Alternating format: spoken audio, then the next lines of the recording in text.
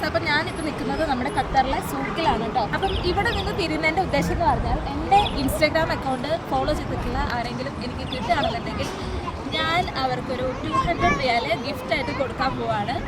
അപ്പോൾ വെറുതെ പറയല്ല, എൻ്റെ കയ്യിൽ 200 റിയാൽ ഞാൻ എടുത്ത് പിടിച്ചിട്ടുണ്ട്.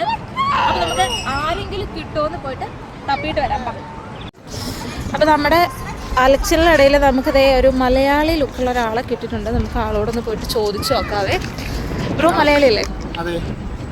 ആ, നിങ്ങൾ മറ്റേ വീഡിയോ ഒക്കെ ചെയ്യുന്നത് വ്ളോഗൊക്കെയുള്ള ചാനലൊക്കെ ഉള്ളത്? അതെ അതെ, ഞാൻ നിങ്ങളുടെ ചാനൽ കാണാറുണ്ട്. Happy with ash. കറക്റ്റ്. അപ്പോൾ നമ്മളെ അറിയാവുന്ന ഒരാളെ വീഡിയോ ഒക്കെ ഞാൻ കണ്ടിട്ടുണ്ടായിരുന്നു. ആണല്ലേ? പിന്നെ ഇപ്പൊ അങ്ങനെ പുറമേയുള്ള വീഡിയോകളൊക്കെ കാണാറില്ലല്ലോ.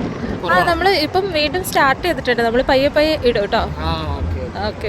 അപ്പോൾ നമ്മുടെ ചാനൽ നിങ്ങൾ ഫോളോ ചെയ്തിട്ടുണ്ടോ? ഫോളോ ചെയ്തിട്ടുണ്ട്. അപ്പം നമ്മുടെ ഒരു ഫോളോവർ അതേ നമുക്ക് കിട്ടിയിട്ടുണ്ട് കേട്ടോ.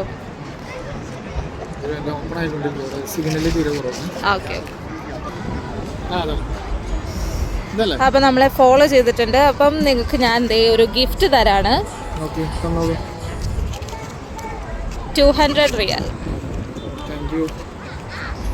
അപ്പോൾ ആള് ഹാപ്പി അല്ലേ?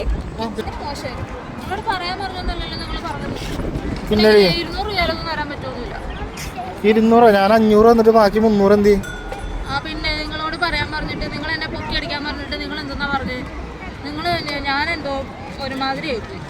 ഇങ്ങനെയൊന്നല്ല ചെയ്യണ്ടേ, ഞാനിങ്ങനെയൊന്നും ചെയ്യാനല്ല. പൈസ തരണമെങ്കിൽ മര്യാദ. അപ്പൊ എന്റെ പൈസ പോയില്ലേ? നന്നായിട്ടുണ്ട്. പറഞ്ഞൊന്നും ചെയ്യാണ്ട് 200 റിയാൽ തരാൻ പറ്റത്തൊന്നുമില്ല. എന്റെ പൈസ പൈസ എന്തായോ? ഞാൻ തരത്തില്ല. ഞാൻ